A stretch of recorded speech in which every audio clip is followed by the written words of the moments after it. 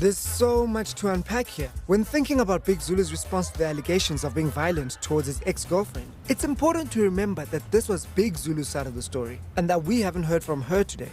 This was a very difficult conversation, you know. But what it reminded me of is that we as human beings, we're not linear, you know. But in order for us to get to a better place as a society, we need to definitely embrace the complexities of this problem, you know. Look at the inconsistencies of people's arguments, you know. Embrace the pain that we have suffered from these problems, but also the trauma we've experienced.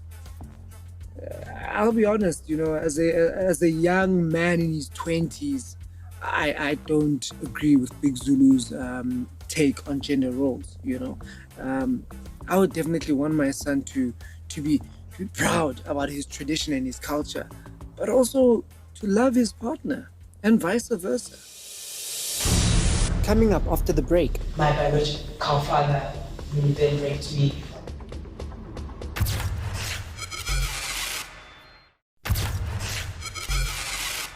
Gender rights activist Andile Gaelesiwe has formally laid a rape charge against her estranged father. I didn't do it for all these years because you're afraid of the system.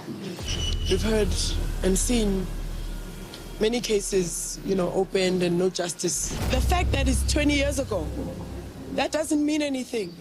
You told someone, whoever you told, those people will come and stand with you. In this journey of unpacking gender-based violence and what it means to be a man, it's vital that we center the voices of victims to help us understand the real pain and the suffering that our people are going through.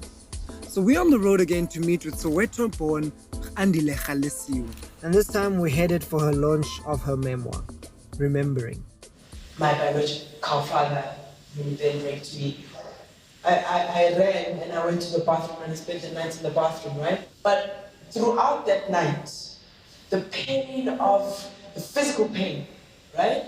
Of penetration, of it being done by my biological father. And at that point, I don't know a boy. I have not had sex. You just raped me.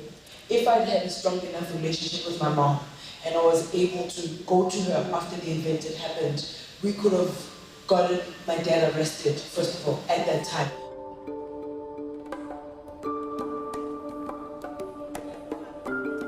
On stage, I noticed you are smiling when you're telling the story of what happened. Is that a coping mechanism or part of the healing? For me, it's no longer painful because it's no longer a wound. It's a scar. So a scar has healed. You'll still see the mark. It's not bleeding. So I smile because I'm constantly, every time I'm asked questions, I'm constantly reminded, oh, Gonja, I went through that, but I'm here now. And so it's a filling my pants, wearing my, being full in my everything.